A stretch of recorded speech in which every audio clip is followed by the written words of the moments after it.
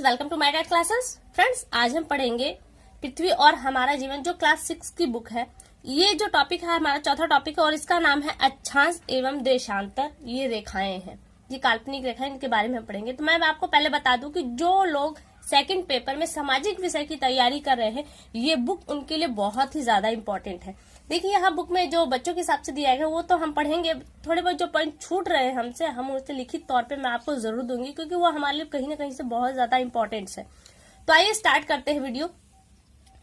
आप लोग जानते हैं कि अक्षांश और ये देशांतर रेखा ये काल्पनिक रेखा है, क्योंकि हकीकत में इनका पृथ्वी पर इस तरह की कोई लकीरें है नहीं। ये लकीरें क्यों है?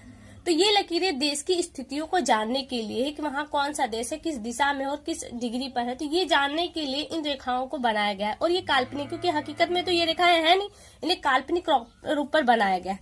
तो आइए इसके बारे में थोड़ा सा और जान लेते हैं। और कहा है कि संसार के किसी देश या नगर की स्थिति जानने के लिए आपको ग्लोब या विश्व मानचित्र की सहायता लेनी होगी। और पृथ्वी की बड़ी आकृति को छोटे में दिखाने के लिए ग्लोब या मानचित्र का निर्माण करते हैं। ग्लोब पर महाद्वीप महासागरों की आकृति, दिशा और दूरी पृथ्वी के अनुरूप होती है।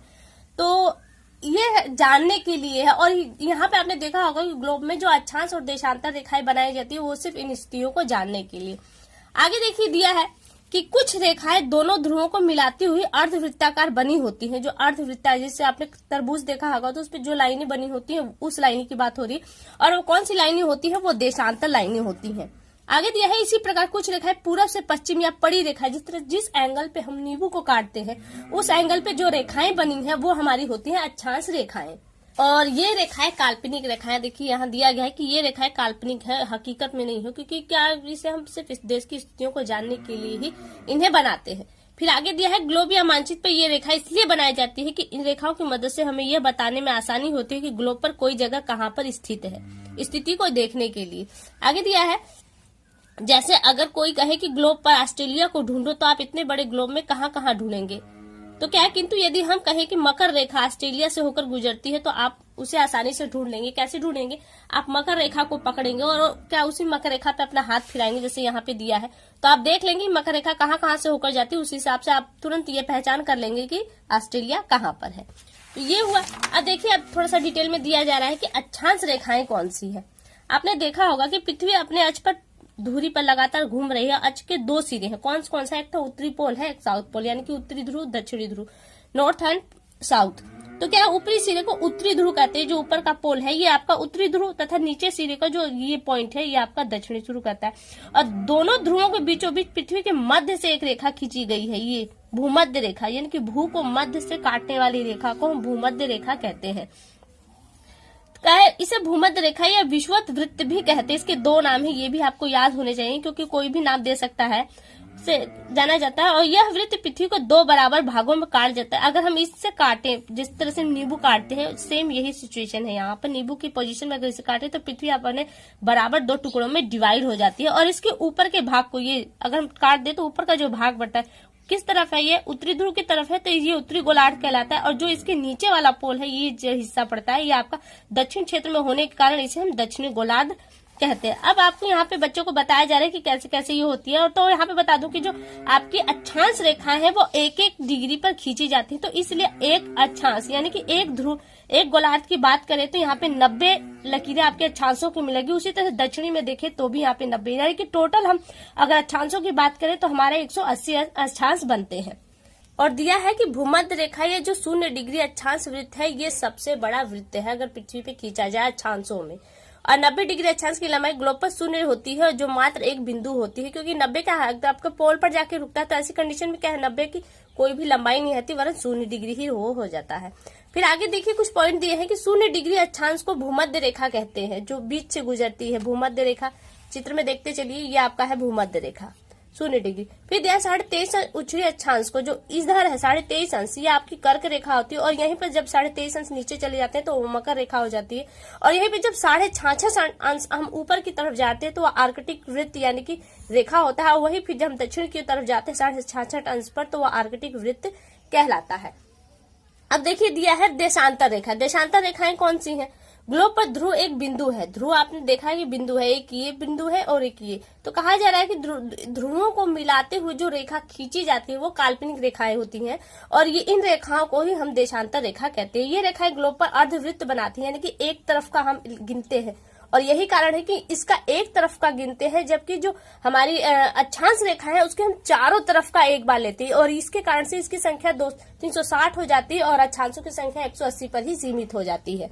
आगे दिया है कि कुल संख्या इन्हें 1 डिग्री के अंतराल पर खींचा जाए तो ग्लोब पर कुल 360 रेखाएं बनती है। और आगे दे रहा है कि इसका समाधान करने के लिए अब प्रश्न यह उठता है कि इसका प्रारंभ कहां से, क्योंकि देखिए पृथ्वी गोल है, कहां से समाप्त होगी ये रेखा और कहां अंतिम होगी। तो इसके समाधान के लंदन के निकट जो ग्रीनविच नामक स्थान से गुजरने वाली देशांतर रेखा है इसे 0 डिग्री यानी कि प्रारंभिक रेखा माना गया और इसे हम प्रधान देशांतर या ग्रीनविच रेखा मान लेते हैं। तब ये ठीक पीछे और इसके जस्ट जो पीछे है वो 180 अंतदेशांतर रेखा होती है जो अंतर्राष्ट्रीय तिथि रेखा कहलाती है। फिर दिया है कि 0 से 180 दाहिने पूर्वी देशांतर तक के भाग को पूर्वी देशांतर, उसी तरह से जो एक छोर बढ़ता है उसको हम पश्चिमी देशांतर गोलार्ध कहते हैं।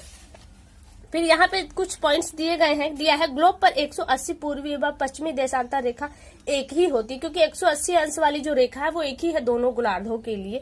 तो देशांतर रेखाओं के बीच की दूरी ध्रुवों की ओर कम से कम होती चली जाती है। जैसे ये पॉइंट है तो इस पे अब हम जानते हैं मैथ में कि एक पॉइंट पर 360 अंश का कोण बनता है। अब यहाँ पे हम 360 लाइनें खींचो, जाहिर सी बात है कि इन लाइनों के यहाँ पे तो दूरी कम होगी और जैसे जैसे हम दूर जाएंगे तो ये दूरी बढ़ जाएगी। तो यही चीज बताया जा रहा है कि बीच की जो दूरी है ध्रुवों पर कम से कम होती है और ध्रुवों पर ये बिंदु पर परस्पर मिल जाती है, यहाँ पे मिल जाती है। फिर कुछ महत्वपूर्ण तथ्य दिए हैं कि 0 देशांतर रेखा को ग्रीनविच या प्रधान मध्याह्न रेखा कहते हैं, जहां से ये देशांतर रेखाएं प्रारंभ की गई हैं। और दिया है कि 180 देशांतर रेखा को अंतर्राष्ट्रीय तिथि रेखा कहा जाता है। फ्रेंड्स, ये सामाजिक विषय के पोर्शन में जो लोग तैयारी कर रहे हैं सेकंड पेपर के लिए, उनके लिए बहुत ही ज्यादा इंपॉर्टेंट पॉइंट है, तो आप यहाँ पे इसे मिस न करें। फिर देखिए बच्चों के लिए क्रिएटिंग के लिए दिया गया है, ये आप लोग के लिए नहीं है। फिर थोड़ा बहुत देखिए दिया है कि देशांतर और समय। देखिए पृथ्वी गोल है और हर कंडीशन में ये पॉसिबल नहीं कि सूरज चारों तरफ एक साथ दिखाई दे। तो क्या पारी पारी से जो देशांतर रेखा उन पे सूर्य चमकता है और क्या होता है कि एक तरफ शाम है तो दूसरी तरफ सवेरा, एक तरफ सांझ है तो एक तरफ भोर, ऐसी कंडीशन बनती है। तो कहा जाए कि पृथ्वी सभी 360 अंश जो देशांतर रेखा पर 24 घंटे में बारी बारी सूर्य से चमकती है, क्योंकि पृथ्वी अपने अक्ष पर 24 घंटे में एक बार घूमती है और एक चक्कर में आपने देखा कि एक पृथ्वी पर जो पूरी लाइन है वो 360 अंश है। तो देशांतर अर्थात पृथ्वी 24 घंटे में 360 देशांतर घूम जाती है। इस पृथ्वी की घूर्णन गति 15 देशांतर प्रति घंटा, यानी कि 15 अंश की दूरी जब वो तय करती है तो उसे 1 घंटे का वक्त लगता है और इस हिसाब से एक देशांतर को तय करने में उसे 4 मिनट का वक्त लगता है।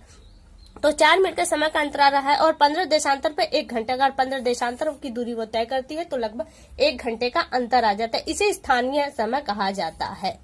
ठीक है, अब आगे देखिए।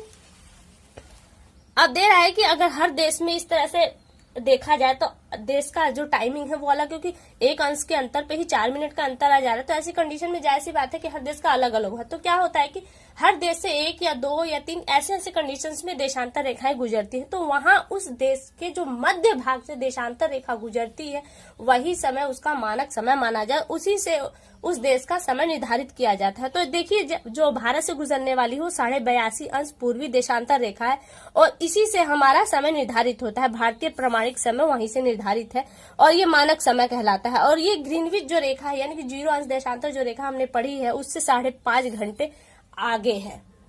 तो इसलिए अगर वहां पे अगर दोपहर का 1 बज रहा तो यहाँ कितने बजेंगे? 6:30 बजेंगे। फिर देखिए अंतर्राष्ट्रीय तिथि रेखा। अभी हमने पढ़ा कि 180 अंश दो देशांतर रेखा है वो हमारी अंतर्राष्ट्रीय तिथि रेखा कहलाती है। तो यहाँ पे उसके बारे में कुछ खास तो नहीं है, इसलिए हम आगे चलते हैं।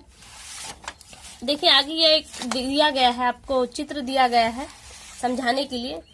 और कहा जा रहा है कि इस अवस्था को दूर करने के लिए 180 देशांतर के साथ अंतर्राष्ट्रीय तिथि रेखा मान ली गई है और इसी के हिसाब से हमारे जो देशों का समय का निर्धारण है वो तय होता है। अब इसमें कुछ पॉइंट दिए हैं। कहा जा रहा है कि जापान के, देखिए एक अंतर्राष्ट्रीय तिथि रेखा है यहाँ पे आप देखेंगे कि यहाँ पे इसे थोड़ा सा घुमा दिया गया। क्यों घुमा दिया गया? तो वो इसलिए घुमा दिया कि अगर हम इस रेखा को सीधे ले जाए तो ये जो देश है ये 2 पार्ट में डिवाइड हो जाएगा। तो ऐसे कंडीशन में यहाँ पे समय भी 2 हो जाएंगे, क्योंकि ये रेखा वो रेखा है जो दिन का निर्धारण कर देती है। आप देख रहे हो कि यहाँ पे सोमवार दिया है और दूसरी तरफ रविवार। अगर हम इस देश से इस रेखा को गुजार दे तो ये एक देश में ही 2 दिन आ जाएंगे। तो ऐसी कंडीशन में क्या इस रेखा को थोड़ा सा घुमा दिया गया ताकि एक ही मानक समय बना रहे। अब एग्जाम्पल में देखिए आपको समझाया जा रहा है कि अगर जापान से संयुक्त राज्य अमेरिका जाने वाला एक जहाज इस रेखा को सोमवार 5 बजे पार करे शाम को, तो दूसरी और रविवार का समय 5 बजे माना जाएगा। यानी कि तुरंत इस रेखा को क्रॉस करते ही आप देख रहे हैं कि ये जापान है और ये अमेरिका। तो ऐसी कंडीशन में क्या आप वहां जाते तो तुरंत आपको क्या मिलेगा? रविवार मिल जाएगा। आपको पीछा दिन में अब आगे जाना है आप पीछे चले जाएंगे, लेकिन यहाँ से जब आपको आना हो अमेरिका से जापान हो तो ऐसी कंडीशन में क्या होगा? आप तुरंत अगले दिन में इंटर कर जाएंगे। यहाँ पे जो शाम का हो रहा है वो यहाँ पे शाम का सोमवार कहलाएगा। ठीक है, अब देखिए कुछ पॉइंट है यहाँ पे। विषुवत वृत्त कौन सी है? तो विषुवत वृत्त धरातल पर उत्तरी व दक्षिणी ध्रुव के बीचों बीच 0 डिग्री का काल्पनिक वृत्त आपका विषुवत वृत्त कहते हैं, या भूमध्य रेखा जिसे हम कहते हैं। कर्क वृत्त जो 23.5 अंश उत्तरी गोलार्ध में है, कर्क वृत्त। मकर क्या है? 23.5 अंश जो दक्षिणी गोलार्ध में है वो आपका मकर वृत्त कहलाता है। और आर्कटिक वृत्त है जो उत्तरी गोलार्ध में 66.5 अंश होता है, वो उसे आर्कटिक वृत्त। और अंटार्कटिक वृत्त वो है जो दक्षिणी गोलार्ध में 66.5 अंश पर स्थित है, इसे हम कहते हैं आर्कटिक वृत्त। तो देखिए ये प्रश्न यहाँ पे अभ्यास, ये बुक खत्म होती है तो अभ्यास बचता है। तो अभ्यास में हम देखते हैं कि जो हमें करने लायक वो हम करेंगे, अंधा छोड़ देंगे। यहाँ पे प्रधान देशांतर रेखा के ठीक विपरीत प्रधान देशांतर रेखा है, तो कौन सी है? वो 0 अंश होती है। तो यहाँ पे जस्ट इसके अपोजिट कौन सी रेखा आएगी? तो यहाँ पे आएगी 180 है, यहाँ पे दिया गया है, उसमें से केवल अब आपको भरना है। अक्षांश देशांतर रेखाओं का मापन डिग्री, फीट या घंटा में होता है, तो ये आपको पता है कि डिग्री में होता है। फिर सभी देशांतर रेखाओं की लंबाई, देशांतर रेखाएं हैं इसलिए उनकी लंबाई बराबर रहती है। अगर अक्षांश रेखाएं होती तो इनकी लंबाई क्रमशः घटती। फिर देखिए शून्य अक्षांश रेखा को क्या कहते हैं? तो शून्य अक्षांश जो रेखा है वो आपके भूमध्य रेखा कहलाती है। ठीक है, अब आगे देखिए जोड़ा बनाना है। शून्य देशांतर रेखा आपकी ग्रीनविच से होकर जाती है। फिर दिया 23.5 अंश अगर दक्षिणी छोर है, दक्षिणी अंश गोलार्ध में है, तो वो आपका क्या कहलाता है? वो आपका कहलाता है मकर रेखा। फिर है 66.5 अंश उत्तरी, उत्तर में आप जाएंगे तो आपका क्या आ जाएगा? आर्कटिक वृत्त। फिर 90 अंश दक्षिणी अक्षांश है। देखिए दक्षिण का जो अक्षांश है 90 अंश, तो वहां पे वो क्या कहलाएगा? दक्षिणी पोल कहलाएगा, क्योंकि वहां से तो वहां जो 90 अंश का वहां पे कोई रेखा नहीं है, वरन सिर्फ मात्र एक बिंदी है। तो ऐसी कंडीशन में वो क्या है? उत्तरी ध्रुव कहलाएगा। 180 देशांतर रेखा ही आपकी क्या कहलाती है? अंतरराष्ट्रीय तिथि रेखा। तो फ्रेंड्स उम्मीद करती हूँ आपको ये समझ में आएगा। ये टॉपिक यहीं पे समाप्त होता है। इसमें जो कुछ ऐसे पॉइंट्स हैं जो आपको अभी भी जानकारी होनी चाहिए, तो मैं उसे लिखित रूप में आपको जरूर दूंगी। तो अगली वीडियो में आपसे बहुत जल्द मुलाकात होगी। तब तक के लिए नमस्कार।